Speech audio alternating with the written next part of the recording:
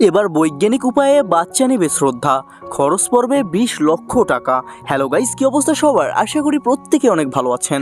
নিয়ে আসলাম ভাগ্যরেখা ধারাবাহিক নাটকের 184তম এপিসোডের সুন্দর একটি এক্সপ্লেনেশন। সো গাইস, কথা না বাড়িয়ে চলে যাব মূল ভিডিওতে। তার আগে যারা এখনও আমাদের এই চ্যানেলটি সাবস্ক্রাইব করেননি তারা এখনই চ্যানেলটি সাবস্ক্রাইব করে পাশে থাকা বেল আইকনটি বাজিয়ে রাখুন।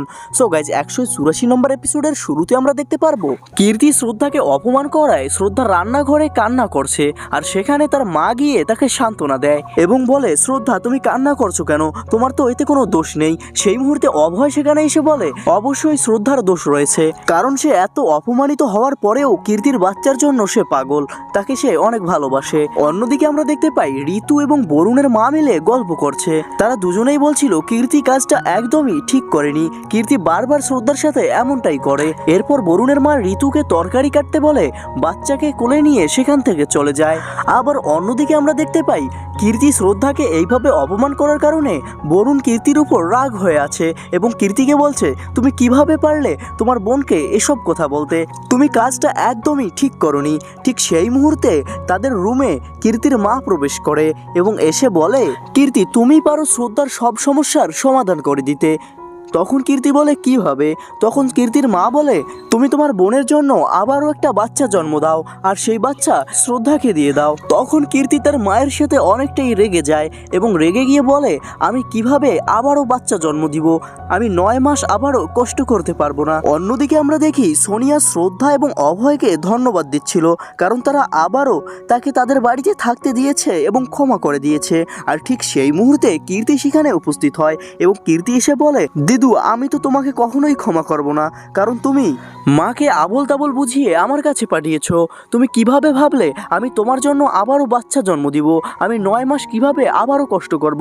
আমি কি বাচ্চা জন্ম দেওয়ার মেশিন নাকি? পরের দৃশ্যে আমরা দেখতে পাই শ্রদ্ধার মাথায় বাচ্চা দত্তক নেওয়ার প্ল্যান আসে এবং সে অভয়ের কাছে সব কথা খুলে বলে। অভয় তখন তাকে বলে, তুমি যা করবা তাতেই আমি খুশি, তুমি খুশি মানে আমি ডাবল খুশি। আমরা কালকেই বাচ্চা দত্তক নেওয়ার জন্য যাব। পরের দিন আমরা দেখতে পাই বাড়িতে লোক এসেছে যারা বাচ্চা দত্তক নেওয়া দেওয়ার কাজ করে। বাড়ির সবাই এই বিষয়টি নিয়ে রাজি ছিল, কিন্তু তখনই সেখানে তানুজা উপস্থিত হয় এবং সে এসে বলে, আমাকে ছাড়াই এখানে কি প্ল্যান চলছে?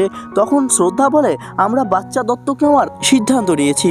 তখন তানুজা বলে, তোমরা কিভাবে পারলে আমাকে ছাড়া এত বড় একটা সিদ্ধান্ত নিতে? আমি কোনোভাবেই বাচ্চা দত্তক নিতে দেব না, কারণ সে বাচ্চা কোন ধর্মের কোন জাতের তা আমরা জানি না। আমরা কোনোভাবেই ত্রিপাঠী পরিবারে বাচ্চা দত্তক নিয়ে এসে পালন করব না। পরের দিন আমরা দেখতে পাই শ্রদ্ধার মাথায় একটি প্ল্যান এসেছে। সে জানতে পেরেছে বৈজ্ঞানিক উপায়ে বাচ্চা নেওয়া যায়, আর সেই বাচ্চা অভয় এবং শ্রদ্ধার অংশ নিয়েই গঠিত হবে।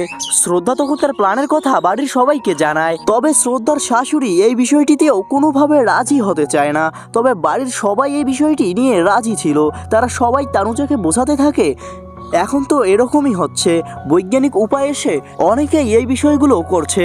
এরপর বাড়ির সবাইকে রাজি দেখে তানুজা আর না করতে পারে না, সেও রাজি হয়ে যায়। এরপর শ্রদ্ধা খুশিতে তানুজাকে জড়িয়ে ধরে। এরপর আমরা দেখি শ্রদ্ধা কেয়ারাকে কোলে নিয়ে বলছে, এর শোয়ার টাইম হয়ে গেছে, আমি একে শুইয়ে দিয়ে আসি। এরপর আমরা দেখি কীর্তি শ্রদ্ধার কাছে যায় এবং শ্রদ্ধাকে গিয়ে বলে, দিদু তোমার কি ভাগ্য, তুমি বাচ্চা নিবা কিন্তু 9 মাস তোমাকে কষ্ট করতে হবে না, এই ঝামেলা তোমাকে পোহাতে হবে না। তখন শ্রদ্ধা বলে, কীর্তি তুমি সব কি বলছো? একটা মেয়ের সারা জীবনের ইচ্ছে মা হওয়া, আর তুমি তাকে ঝামেলা বলছো? আর এই মা হওয়াটাই তো আমার কপালে নেই। পরের দিন শ্রদ্ধা ও অভয় ডক্টরের কাছে গেলে ডক্টর তাদের একটা পিক দেখায় এবং সেই ছবিটি দেখিয়ে বলে, এই মেয়েটি তোমাদের ডোনার, আর এর পেটেই তোমাদের বাচ্চা জন্ম নিবে। তবে এই প্রসেসটা অনেক ব্যয়বহুল, এখানে অনেক টাকা পয়সা খরচ হবে। অন্যদিকে আমরা দেখতে পাই বরুণ এই বিষয়টি নিয়ে ঘাটাঘাটি করছে এবং সে কীর্তিকে বলে, অভয়দের এই বিষয়টিতে অনেক টাকা খরচ হয়ে যাবে, এটা অনেক ব্যয়বহুল প্রসেস, এখানে প্রায় 20 লক্ষ টাকা খরচ হবে। এর পরের দৃশ্যে আমরা দেখতে পাই শ্রদ্ধা ও অভয় ডক্টরকে বলে, হ্যাঁ আমরা টাকার ব্যবস্থা করে ফেলবো, আমরা এতে রাজি।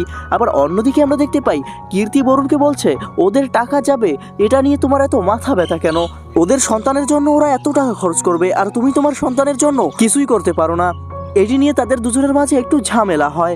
এর পরের দৃশ্যে আমরা দেখতে পাই শ্রদ্ধারা পুজো দিচ্ছিল, আর সেই মুহূর্তে শ্রদ্ধার ফোনে ডক্টরের ফোন আসে এবং ডক্টর শ্রদ্ধাকে বলে, যেই মেয়েটা তার পেটে তোমাদের বাচ্চা নিতে চেয়েছিল সেই মেয়েটি এখন আর এই কাজটি করবে না, সে তার সিদ্ধান্ত বদলিয়ে এখান থেকে চলে গেছে। তবে আমরা আরও একজন ডোনার পেয়েছি যার সবকিছু তোমাদের সাথে ম্যাচ করেছে। সো গাইজ, এই ছিল ভাগ্যরেখা ধারাবাহিক নাটকের 184তম এপিসোডের সুন্দর একটি এক্সপ্লেনেশন। আর 185তম এপিসোড আজকেই রাতে আপলোড করা হবে আমাদের এই চ্যানেলে। সো গাইজ, সবার আগে ভিডিওটি দেখতে হলে আপনাদের অবশ্যই আমাদের এই চ্যানেলটি সাবস্ক্রাইব করে পাশে থাকা বেল আইকনটি বাজিয়ে রাখতে হবে। ধন্যবাদ সবাইকে।